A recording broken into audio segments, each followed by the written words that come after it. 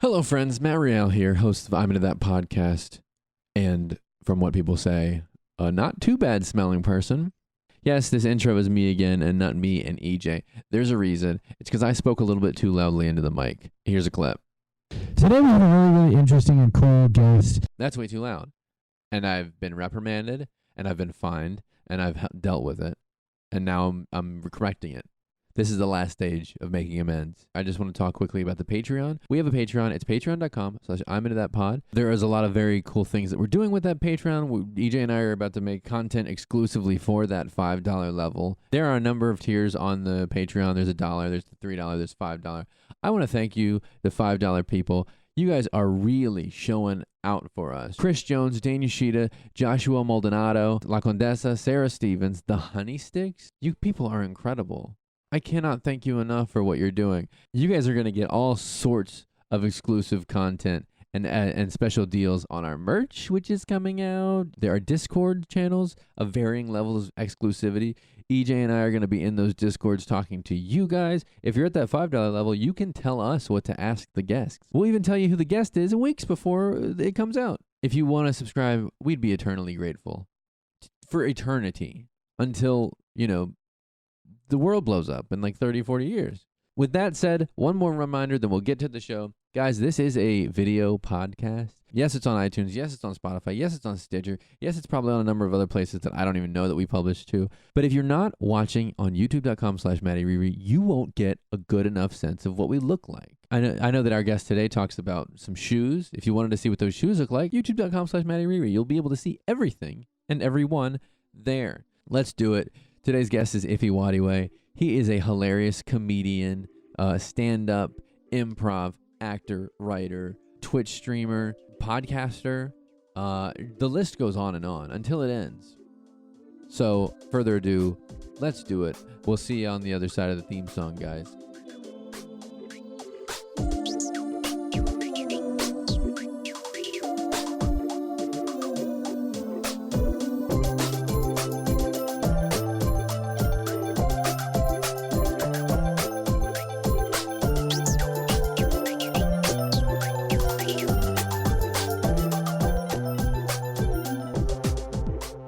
We are here. Welcome back. I'm here with Ify Nwadiwe. Yeah, how's it going? Podcaster, comedian, actor, writer. Anything else that I'm missing? Father. Father? Yeah, father. Husband? Husband. Funny when people put that in their Twitter profile, was like husband, father. Right. Like, all right, well, you're putting your tweets up to some standards now. I make too many ass-eating jokes to I want to that painting that was. Do you know the person that made that painting of the I eat ass with the Spider-Man thing? Yeah, yes. So it was based off of a tweet when everyone was doing. You tweeted it, right? Yeah, when everyone was making their spider sonas for Enter the Spider-Verse, and I was like, oh, my spider sona is just me in a ski mask that's Spider-Man themed, holding an AK-47 in a shirt that says I eat ass in Spider-Man font. And someone was like, "Can I paint that?" And I was like, "Yeah." And they painted it fast. Yeah. It turned around. I'll put it up. It turned around so fast. I love it so much. It's your avatar now. Yeah, I was like, this is great. It's amazing. We've talked at length about Spider-Verse on this show. Oh man, I ready for the shocker. I haven't seen it yet. I've been so busy. Yeah, it's my streaming schedule and my comedy schedule has really messed up my movie schedule. Sure. You seem like one of the busiest people I know. I try to be because that's wild. It's every time I'm like, all right, I think I can coast now. I find out I don't. I'm trying to get to the point where I'm on a surfboard, but right now I'm still on a skateboard. You have to keep kicking. And really, it's less just I could probably focus on one thing and be responsible with money, but I also burn money on so much stuff that I was like, nah, I need to keep making money so I can keep wasting it. Yeah. That's, I think the streaming thing, I didn't say you were a streamer. Yeah. How often do you stream? Right now, I've been streaming almost every day. Wow. Like the thing about I was streaming for a while, and then I was like, I just want to play video games though sometimes. And sometimes do you play like outside of? Oh, streaming? 100%. Because I remember for a while I tried not to because it's like I'm so busy. So the only way I can justify playing video games is if I'm streaming. Right. Then at least I'm creating content. Yeah. And then there just was a point where I think it was like with Red Dead or something where like I just only had like an hour window, so it wouldn't have been good enough for a stream. And then I was playing the game and just being able to just shut up and play and immerse myself. And I was like, I got to do this more often where I just do it for the fun of it and enjoy it. I tried streaming Witcher 3, the Wild Hunt one, but with games like that, I do a lot of like inventory management. And so that's just not entertaining at all. And then during that, with gaming, the only way you get into that risky spoiler country is when you're playing along with people because no one knows where you're at. And they always do the number one spoiler mistake of, did you get to blank? Right, yeah. It's like, don't ask that. Ask them where they're, where I'm at. How much percent? Yeah, what chapter? Where, exactly. Yeah. But every time, it's like, oh, did you get to blank yet? And it was like, no, but thanks for ruining it. I thought about this for a game, and I was like, I almost slipped up because it's really easy to slip up. And I was gonna be like, is this person alive still? Yeah. It's like, how is that? Like, what an asshole move, Eddie. Have you been able to steer clear of Red Dead spoilers? Yeah, surprisingly. Everyone's been so fucking cool about it. Yeah. I've gotten all the way to the 100% of the story, and I was like, I cannot believe, because I finished it like right in the end of December, so it was out maybe a month or two. But I was like, I cannot believe because there's some really cool stuff that happened. Yeah. And I was like, I can't believe I made it to this without anyone telling me. Yeah. The other thing that I was kind of really like kind of mainlining Red Dead 2, because it was just like, I've been waiting for this forever. Oh yeah. And I was just kind of like I don't know, voraciously ingesting it like so hardcore.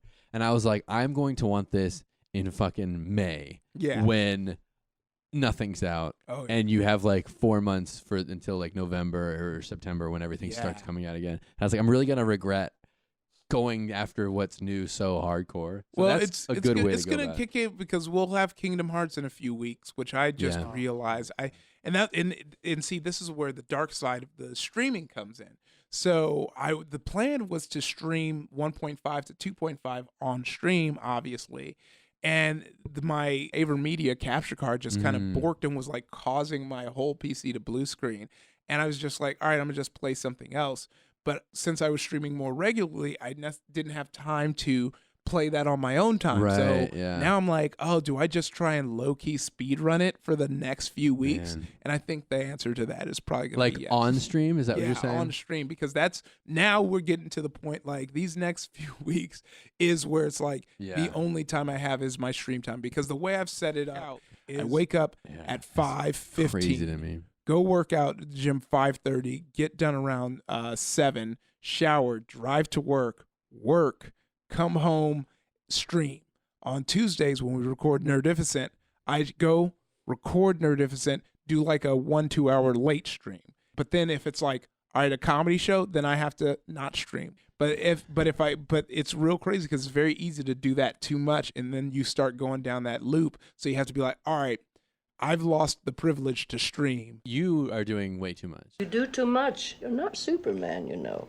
I feel like I'm doing way too much, and I'm not anywhere near that. Because this show, when I was doing the first season, I was like, all I want to do is get 10 episodes out, one a week.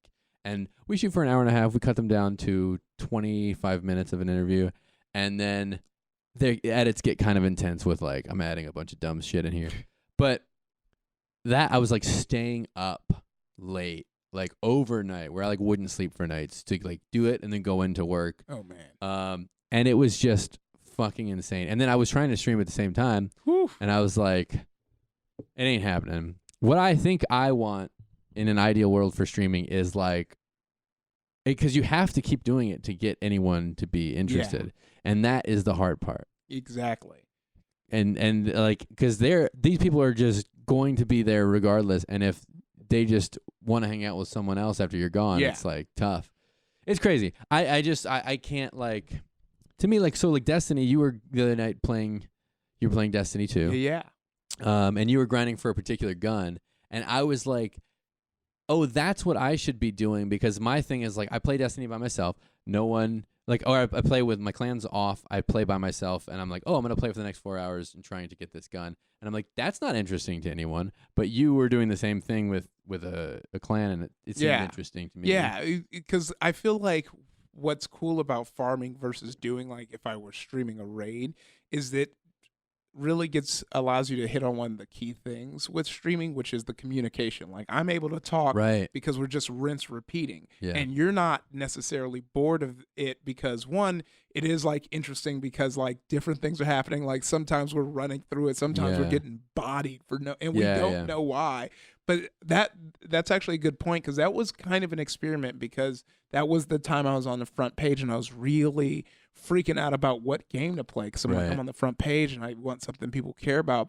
And you know, one of the best advice I've been given about streaming that I kind of stuck with and ended up using in the end is to play a game that you enjoy, that you will have fun with, because that's in the end what people want to see is someone having fun playing a game. Yeah. And I've just really been into Destiny right now. I think it's so good. I like bought that grimoire. You know, I'm What's the grimoire? Oh, you gotta This is gonna get pretty nerdy for a second. All right, so are you up on Champ. all that? Like, have you ever read through basically all the Oryx lore that kind of came out during Taken King? That's the first time they really don't read any of it. Okay, and this is the problem I read because a little bit of the lore. Okay, I played. Oh, you're playing Destiny 2. Yeah. I have Destiny 2 as well. So there was a site that someone at work referred me to, where it was like the Akelos something that lists all that lore, and I was reading it, and he was like, "Well, you should get the grimoire."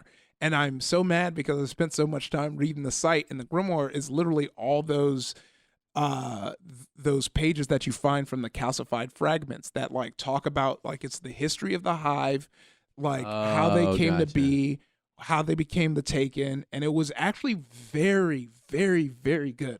I don't know what the fuck you just said, little kid. Like it's like I was reading it and was like, oh, this is a good read. It's very well written.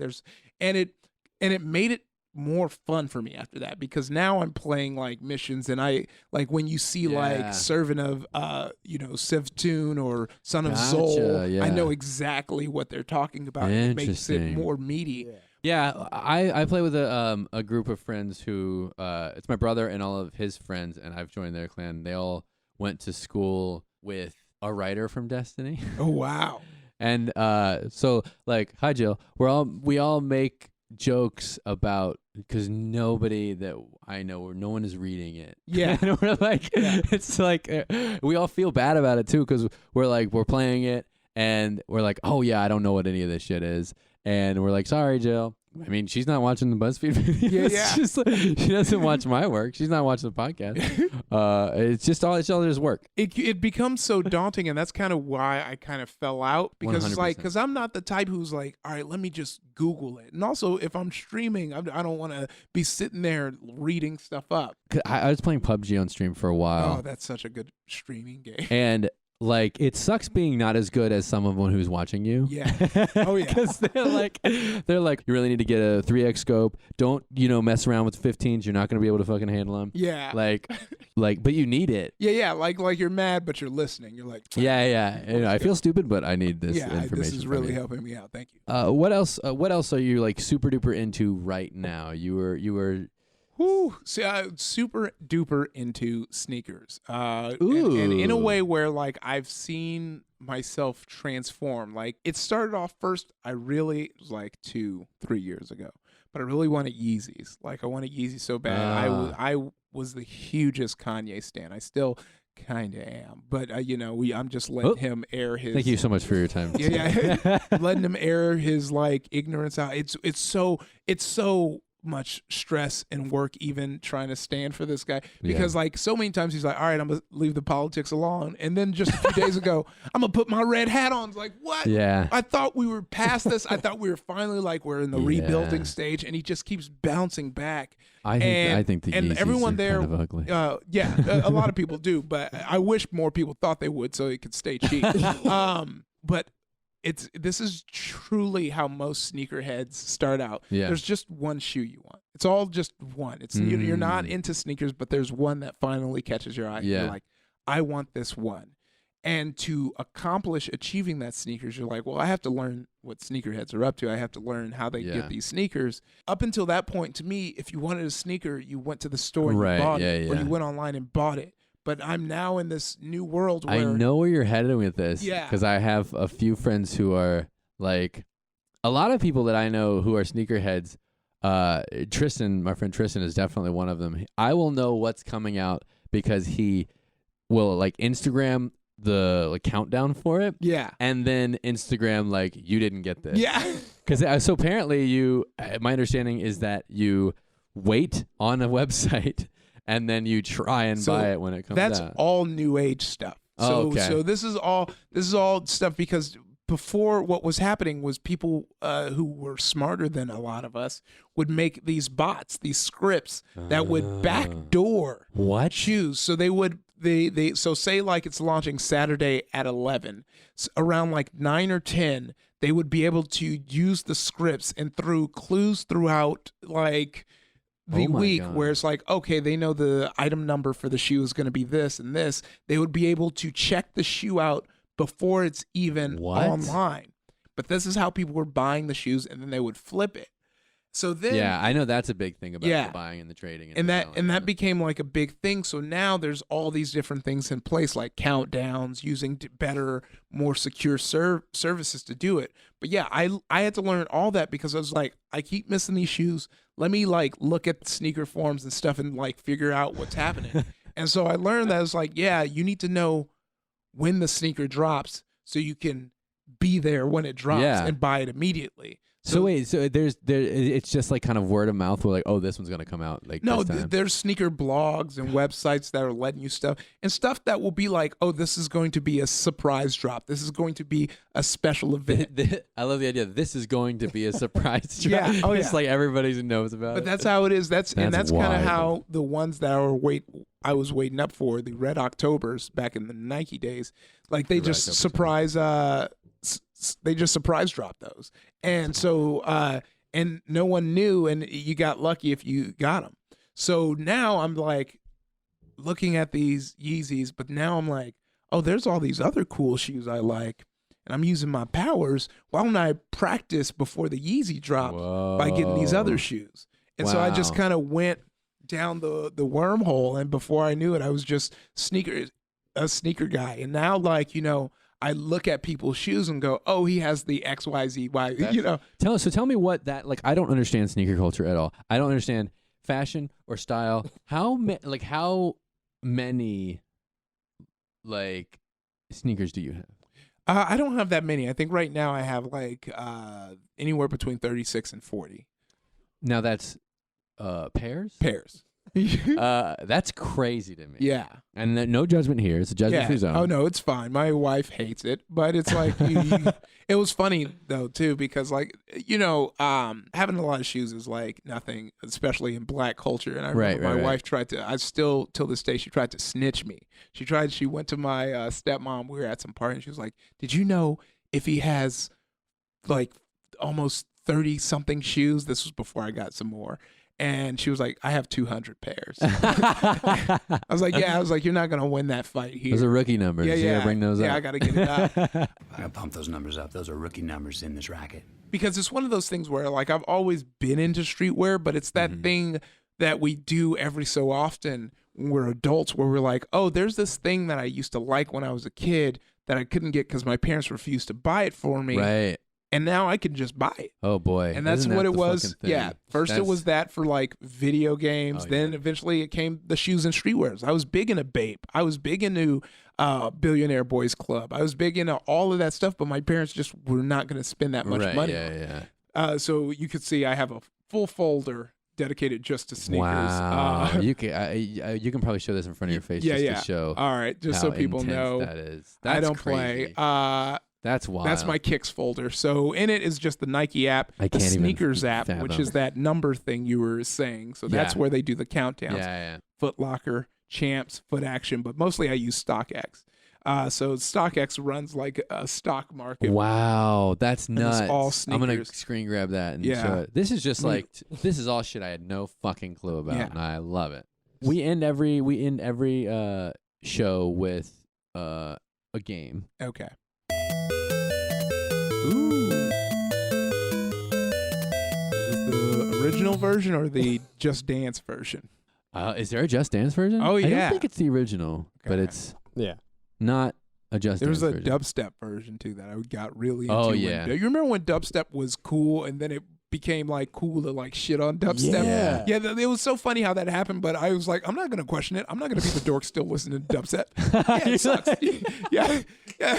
I was I remember like being like, I hate this because I don't understand it. Yeah. I've been like 75 years old for my whole life, but I heard it and I was like, I hate this, but I do like that like wham wham wham sound. Yeah, it was so good, but I understand because there you will be hit with hate when the thing you love goes into mainstream.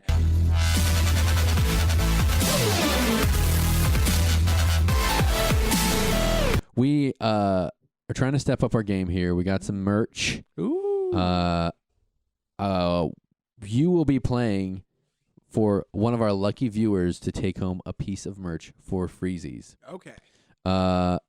It all rides on you, and you're gonna be playing for EJ. One of your friends is trying to get up in here and try and get free shit. It's really Jared Bursch.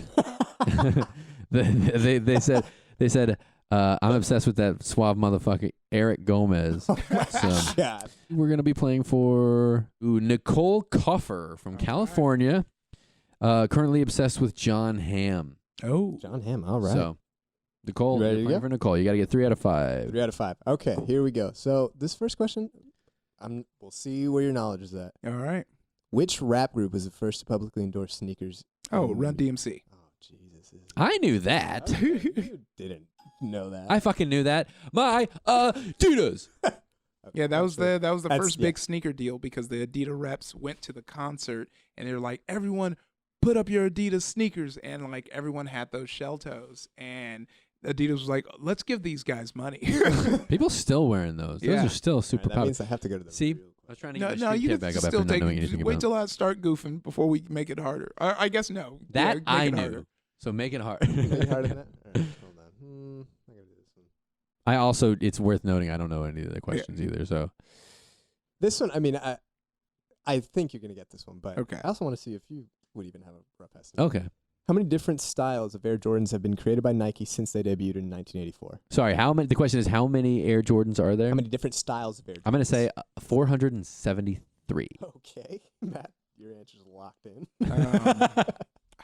I'm either gonna be one. I feel like I'm gonna be one off for this, but my guess is gonna be 32. Okay, It's 33, isn't it? it's 30. Wow. 30. 30. You were close. 30. Yeah, you were very Okay. close. I'm, Really I'm close. impressed. Yeah, I'll tell you what. You know man. what? If nothing else, your answer shows that you know things. Yeah, Because, like, I mean, my answer was quite far off.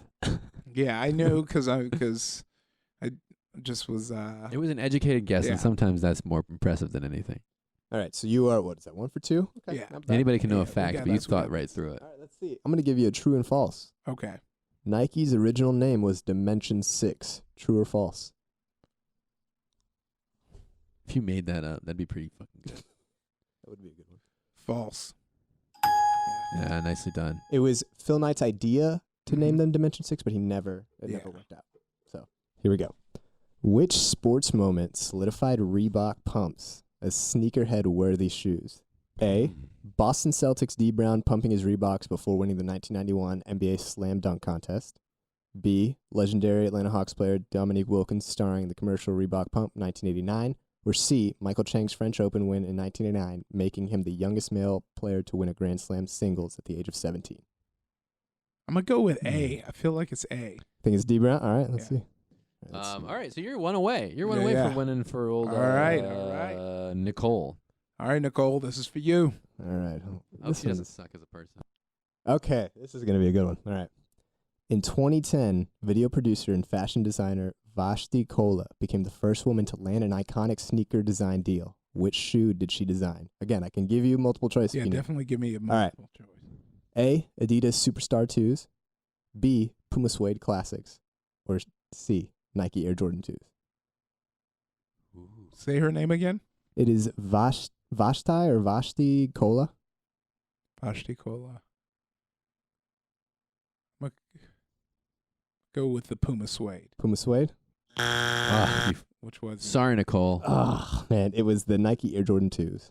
That's what I thought it was, but I was thinking because, Tinker Hatfield had his hand in a lot of it, but So you got one more. last one. This is the Last one one. that makes All it right, happen. let's Let's this. go. I haven't had to give away anything yet. So, That's all right. the house wins. Let me Just go with your first mind. That's what I should have let me ask this before I ask the question. Do you know like Vans too? Don't Hey, test no, him. because that's a different. I know a type little This bit is coming about out of Vans. my Let's go- pocket. yeah, It's a different type of shoe. Yeah, like, let's AJ, I have go to with fucking Vans. I pay know a for little this. bit about Vans. Mug or T-shirt. So, why don't you this. give him a real hard one? All right. Who made the first shoe? Where can you find the biggest sneaker collection in the world? In the world. It's either in Vegas, Los Angeles, New York. That sounds like a toss-up. If you don't know it off the top it's of your head. like Nicole, you're not getting this freaking T-shirt. going with New York. New York, Who is it? Vegas. That's I would have guessed Vegas. who It is says Jordan Michael Geller is the biggest sneakerhead you'll ever meet. He opened his Las Vegas Shoesum in 2010 and housed the history of Nike in the form of more than 2,500 pairs of sneakers. Wow. Wow. Well, sorry, Nicole. I got close. If only I went with my first mind a question ago, you'd be rolling in it. Piece of merch. Sorry, you can buy that merch though on your own with your own. I'm just kidding. It's not up yet, but that's such a mean thing to say. I'll post a link for you right here.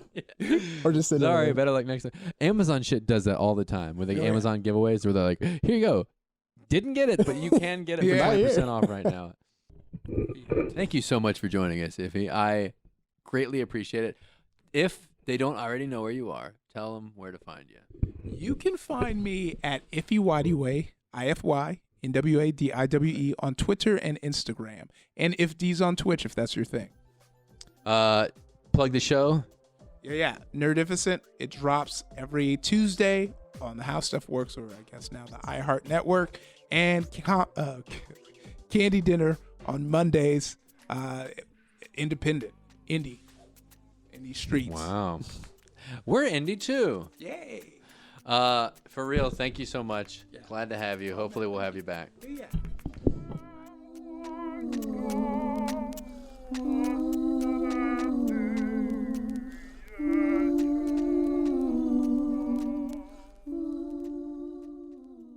Hello, it's me again, just Matt, and not Matt and EJ. Look, if you thought that we would not have the same problems with the outro that we did with the intro, you thought wrong, because we do.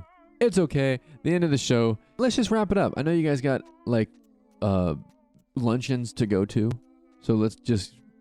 It's Maddie_Riri on Twitter and Instagram if you want more of me. At EJ Gomez, specifically for more of EJ Gomez on Twitter and Instagram. At I'm Into That Pod on Twitter and Instagram. Patreon.com/I'm Into That Pod. Come subscribe. Come help us out in exchange for not only us continuing to do this podcast, but we're making a lot of extra stuff for the Patreon specifically. I'm Into That Podcast at gmail.com if you want to send us a nice or mean email. It doesn't filter depending on the content, so just throw it our way. And thank you to Caleb Hurst for letting us use the theme song she's thought of. Caleb has scheduled to release a music video on June 17th for his new single, Borrow Your Gun. It is an incredible song, and I've seen portions of the video, and it's also equally great. So go search that if it's after that specific date. And if it's before that date, follow him on YouTube or whatever. That's Borrow Your Gun, Caleb Hurst. He's been nice enough to give us the theme song. Let's show him that love right back, guys. Thank you for everything you guys do, for all support you're giving us to let us keep doing this podcast and make this dream a reality. That's the end of the show. We'll see you next week.